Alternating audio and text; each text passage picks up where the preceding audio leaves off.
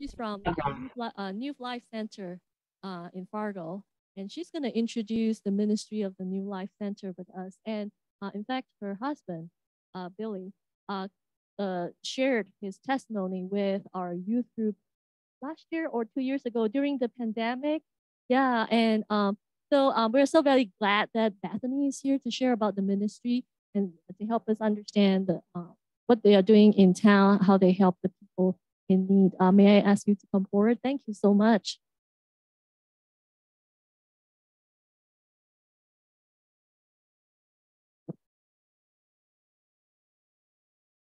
Well, thank you so much for the opportunity to share and be in your fellowship meeting tonight. I have to say, we don't all need to speak the same language to worship together. I didn't know the words, but I felt the Holy Spirit, and the worship was very beautiful. Thank you. So as Sue said, my name is Bethany Barnett, and I'm part of the advancement department at New Life Center. I bring greetings tonight from the New Life Center director, Rob Sweers, and also from my husband, Billy, who runs the Genesis program, and he intended to be here tonight, but is home with a cold. So I told him that's the gift you don't want to give others. I will go alone.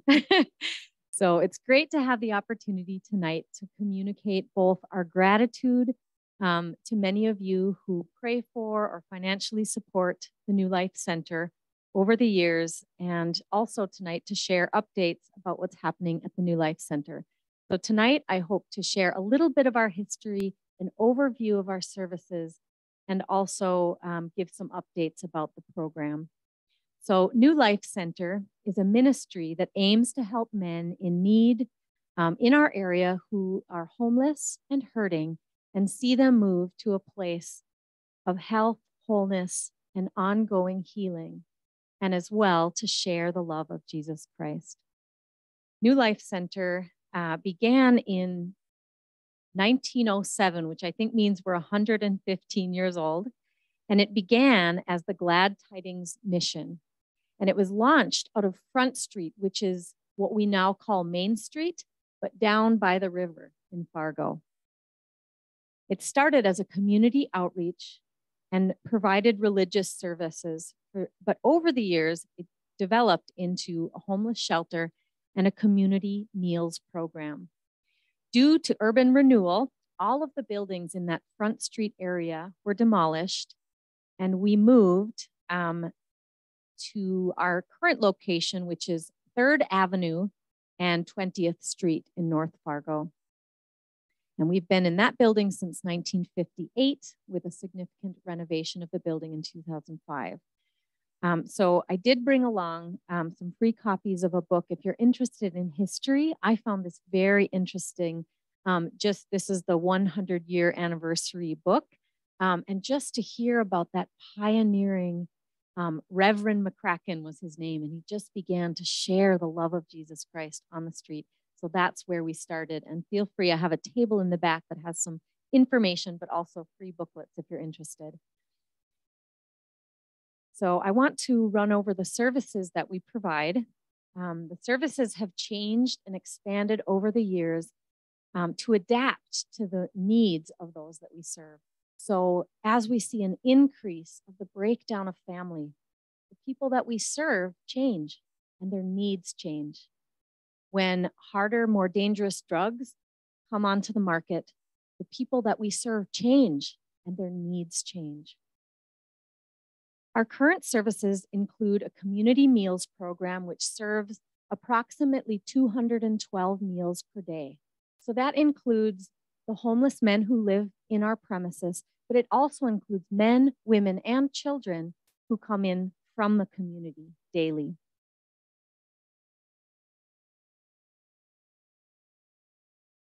And then we have 3 programs that participants can enter. So the first one is Harbor.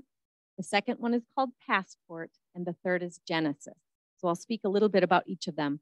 So when you think of Harbor, you think of Safe Harbor. This is our emergency accommodation for men who are 18 years of age or older and have nowhere else to stay. So once with us, they receive food, clothing, and a bed. But also, and this is what's among the shelters in the area, this is unique with New Life Center, is that we provide case management. So this is where we ask questions like, does this individual need support? Getting personal documents like their birth certificate or an ID. Do they need help accessing medical care? Do they need help to, satisfy a warrant if they've been in legal trouble? We have a computer lab where they can communicate with family, check emails, things like that, but also where they can begin to build a resume with their case manager. So we're trying to help with those really practical needs that people have. The next program is Passport. When you think of Passport, this is like movement. It's like moving on. So those who are involved in this have moved from maybe just doing day labor, and they've secured, I suppose, a consistent job where they're working every day. So that's something we encourage people to strive for. And the benefit is that they move into semi-private rooms. So in Harbor, it's dormitory style. Now they're small dorms, but it's bunk beds. When they move on to getting a more secure job, they have a semi-private room. So that's something people seek after, which we think is really good. And the third program is the program my husband Billy runs. This is called the Genesis program. Genesis is the New Life Center's long-term addiction recovery and discipleship program. So all of our programming has a spiritual emphasis. We believe that a person's spiritual health is integral to their overall well-being. In fact, I would argue that introducing someone to Jesus Christ is the best thing that we have to offer because of the love and the forgiveness and the healing that he offers. So in our shelter, where I work, the main building, we have a volunteer chaplain who he does daily devotionals with the men on premises. He does a weekly chapel, which we would encourage people to come and give a chapel if there's anyone here that would like to do that. We invite people from the community to share in our chapel service. And our chaplain also meets individually with members who stay with us. But our Genesis guests are making a long-term commitment to personal and spiritual growth. So both of them are spiritual, but Genesis is a much deeper look. Our program consists of 5 phases laid out over 18 months, or it could be even longer. And you might say, wow, 18 months, that's a long program. But by the time that people come into our Genesis recovery program, they've tried treatment in the community. They've tried a 30-day program. Many of them have had multiple stays in incarceration. They've done their detoxes, and none of it has worked for them. And so they've come to us making a serious commitment to personal growth and spiritual growth. So the program is designed to offer a safe and highly structured environment where individuals can focus on themselves and maybe where their addiction started, what led them into addiction, to identify relapse triggers, and to build a solid recovery plan. So as Sue had mentioned, my husband actually began his addiction when he was 9 years old, and he's now 20 years recovered. So I want to make that statement that even when someone starts their addiction, their hurt, their habits, maybe they've come in a dysfunctional family, and it seems like they could never change. I know personally, and my husband Billy knows personally, particularly that a relationship with Jesus Christ, where we have the empowerment of the Holy Spirit, that addictions can be overcome, that we can find freedom. And this is, a lot of what Genesis is supporting is that idea that, as we build life skills, as we build this relationship with Jesus Christ, as we engage with counseling and community-based mentors, that we can lay a foundation for a bright future that can be free of addiction. And my husband is a testimony to that, God's good work in a life that is surrendered. So I'd like to share just a brief video. I've highlighted our 3 main programs and our community meals program, and you'll see kind of a picture of what I'm talking about in this video. It's just 3 minutes.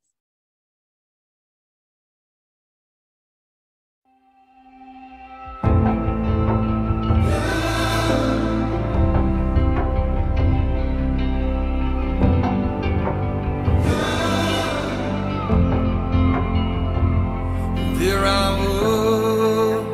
That was during COVID. Empty-handed, crying out from the pit of my despair.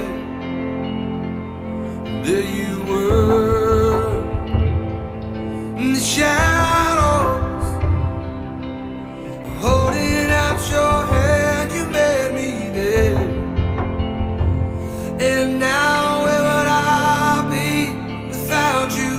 Where would I be, Jesus? You were the voice in the desert, calling me out in the dead of night, fighting my battles for me. You were my rescue story, and lifted me up from the ashes, and carried my soul from death to life, bringing me from glory to glory. You were my rescue story. You are my rescue story. You are.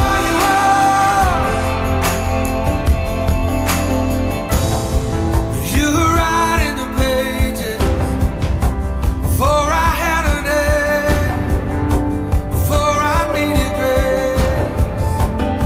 Oh, you're singing songs of redemption. 'Cause every time I ran away, you were louder than my shame. And now where would I be without you? Where would I be, Jesus? You were the voice in the desert, calling me out in the dead of night, fighting my battles for me. You were my rescue story, lifted me up from the ashes, and carried my soul from death to life, bringing me from glory to glory. You were my rescue story. You never gave up on me. You never gave up on me. You were my testimony. Oh, you never gave up on me. You never gave up on me. You were my testimony. Oh, you never give up on me. Oh, you never give up on me. So you noticed in the video there was a New Life Center thrift store box being handed to the gentleman. We have two thrift stores in Fargo. One is in North Fargo, right next to our shelter building. And the other, which has just opened this July, is in South Fargo on the corner of Veterans and 52nd. And so our Genesis Recovery participants will work at the thrift store as a way of building those job skills, learning about being on time, receiving constructive criticism, how to work as a team, all of those skills as a way to reintegrate. So I wanted to highlight that because I noticed it in the video. Another piece I wanted to highlight is that we have a medical respite program. In 2015, the New Life Center forged a program in partnership with Sanford for homeless men with serious medical needs. It's overseen by 2 full-time Sanford nurses. So for example, if someone had stage 4 cancer or they had a leg amputated, those individuals who are homeless with a serious health condition are very vulnerable. And so rather than being hospitalized, number one, with bills that they can never pay, but also just being really vulnerable outside or, moving around, being transient, it makes sense for the taxpayer, for the hospital, for New Life Center, and most importantly, it's the safest place for those individuals. We do have a medical respite, and I would like to make people aware of that in case you come across someone in need in our community. So I, again, want to just say thank you to so many of you who pray for us. For some of us, for some of you, this might be new. You haven't heard much about us, and others of you, have been supporting the ministry, and we appreciate that so much because we're literally not able to do that without you, without the body of Christ and without generous individuals in the community. So one of the updates I wanted to share was, again, about our new thrift store. Some people haven't been to it yet. It's out South Fargo. And that contributes, our thrift stores contribute about 1/4 of our budget, between 1/3 and 1/4. So not only is it, well-priced, clothing and housing items, which is great for the community.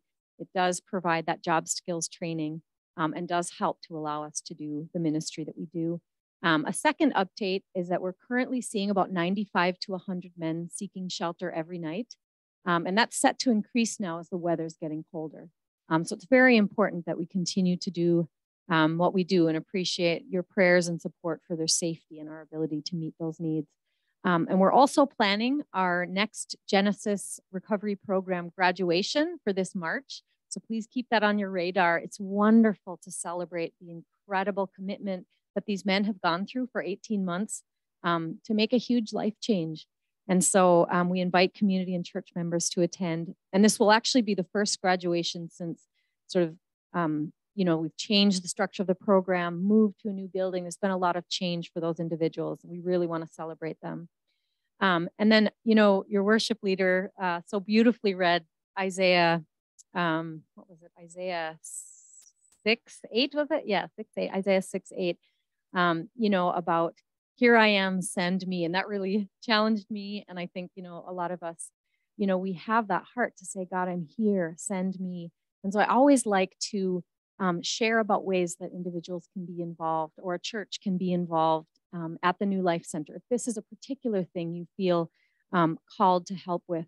I was also moved, I think it's Matthew 5:16 that I read earlier today. And it just came to my mind while we were worshiping about, God gives us these good works to do. And it's for his glory. It's that the world looks on and sees and says, oh, this is how God looks after his children. It brings him glory. So when we say, yes, God, send me, it isn't for our glory. And we know that it's for his glory. And so it's wonderful to celebrate that. So I always encourage people to consider what you might do to support this work for those in need. And one of the things, and I think the most important thing, is to pray. We know we have an enemy, that's scriptural, who does not want to see lives saved, lives healed. He wants to see people destroyed or their lives taken away. And so the biggest thing that you can do for us is really just to pray against that spiritual warfare, to pray that the needs will be met, to pray that if someone were walking on our streets tonight, that they would find out that there's a place they can go. So just that prayer, those prayers can go up every single day. And also to pray for God to send the workers into the harvest field. We have a number of vacancies right now. I know every restaurant and business in town has vacancies, but in our Genesis program, at our shelter, in our thrift stores, there are vacancies. So please pray. And also, if you know someone who really has a heart for people and is also looking for work, please do refer them in our direction. The second thing I would like you to consider is to give, to share out of the abundance of what God has given you. If you can share with those in need, that is a blessing. It costs $2.17 to provide a meal to someone who's cold and hungry. And so if you can give $2.17 a month, you have fed someone. If you can give $75 a month, you have fed someone their dinners for a month plus 5 days, which is great. So please do consider that. And I have some paperwork in the back if you would like to do that. And also, please consider if you can serve. If we have opportunities for volunteers from everything from volunteer ministry, which would be sharing a chapel, or becoming a mentor for someone. A lot of the guys in our Genesis program, as well as the shelter, they either didn't have a mom or didn't have a dad. There's something that was missing there in their home life. And so if you're, I guess we take males for mentoring the men, but if that's something that's on your heart, you have a fatherly heart to, walk alongside someone, that's a wonderful way to serve. We also, I go down and serve meals to the gentlemen in our shelter, and I love it. It's wonderful to be able to share that, just to say, enjoy your meal and to say hi. I've started to get to know the gentlemen, but there's also church members who come and do that. Maybe once a month, they just come and serve, and you begin to develop a relationship with the people we serve, which is wonderful. And we also always need volunteers at our thrift stores and on our maintenance team. So sometimes just those practical things to keep our home looking nice and a place where people can feel the self-respect of living in a beautiful place. And so please do consider if you might pray or give or serve. And I'm going to just stay afterwards and talk. If you have more questions, I would love to chat with you afterwards. I don't know if you open up for questions, or I'm happy to do that either. 现在有问题吗？对于New Life Center 的事工，为他们祷告，然后让到他们有各方面的需要，或者大家有时间可以到那里去帮忙在那里服侍那边有需要的人，或者是如果你有一些金钱上可以奉献的话，也鼓励大家参与。不知道大家有没有问题？哦呀。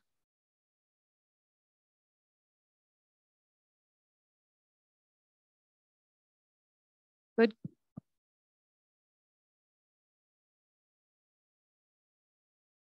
Good question. So the age range is 18 years of age all the way up. And we do have some older gentlemen, I would say in even 60s and 70s, but a life on the street is a hard life. So people don't tend to live very old lives, but 60s and 70s, but sometimes people look older than they are. It's a hard life on the street. But then we serve meals to children also. So we see little kids, and it's at the same time heartbreaking and beautiful to have them there. You know, we try to get presents to them at Christmas and to include those little ones. But anyone staying is 18 years of age and older. We do get individuals who age out of the foster care system. So that's heartbreaking for me too. When I worked at the front desk in the shelter, you know, I'd often have an 18-year-old who would come down and, you know, after everyone's gone to bed and say, how do I open a bank account? You know, and you would just feel this is someone who's trying to get out of homelessness, but he's just landed here, you know, very young. And then you asked about where people come from. A lot of them are from, you know, this local area, you know, different parts of North Dakota, Minnesota. But I also hear Southern accents, accents from other parts of the country. And it's interesting when you read the history, you know, we have a railroad. So in the early years, often there were people from other parts of the country who were transient, who had, you know, ran out of money halfway through the country. I don't know if that's always the case here. I think sometimes people, I don't know, yeah, move around for other reasons, but I hope does that answer your question? Yeah. 请问大家还有问题吗？ Do you have any more questions for Bethany, Ms. Megan, and David? Megan first.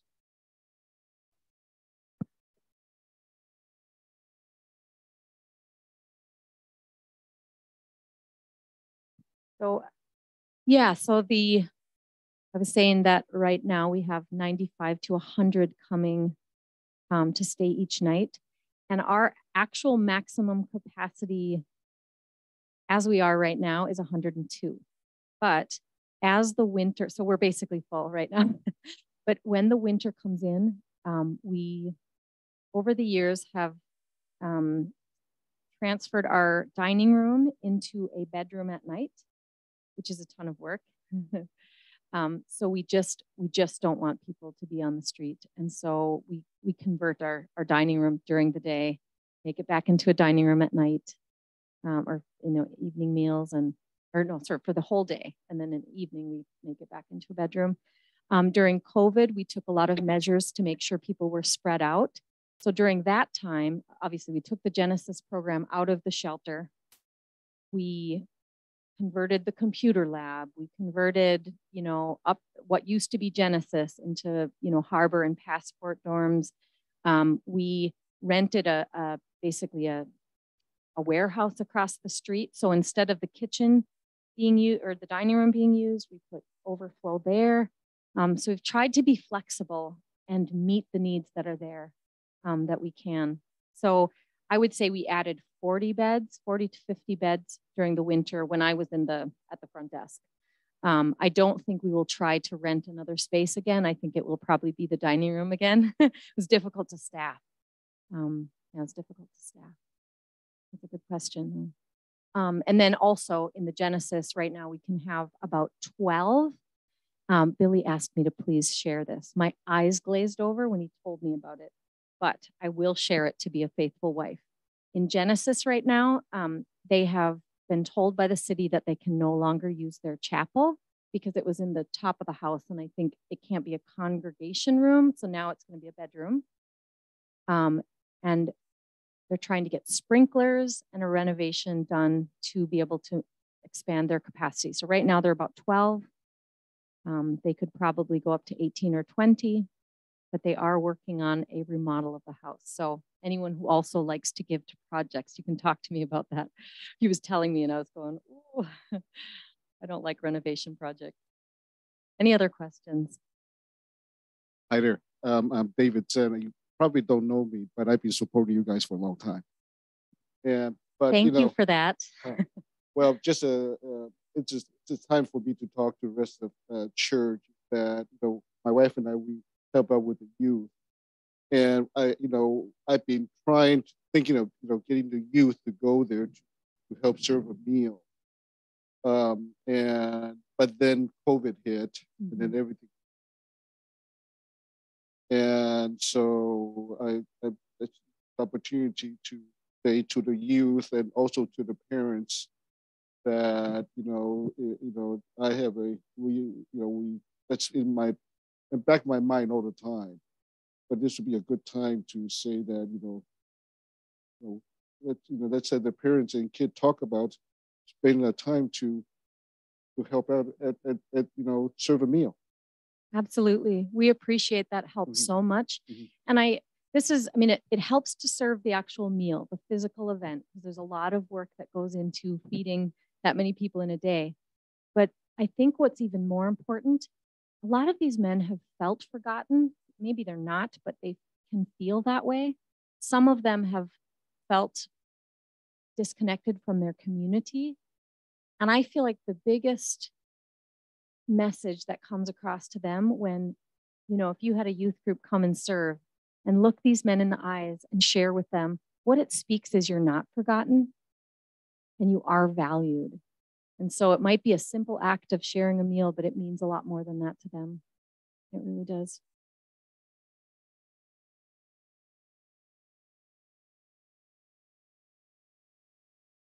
So Kathy was talking about it over the summer, but something took place, and so we just couldn't bring the youth over during the summer, but maybe in the next few months or something like that. Well, do we have any more questions for Bethany? Oh, yeah. If not, we thank you so much. Thank you for having me. I sure appreciate it. Bethany has set up a booth, and if you like more information about New Life Center, you can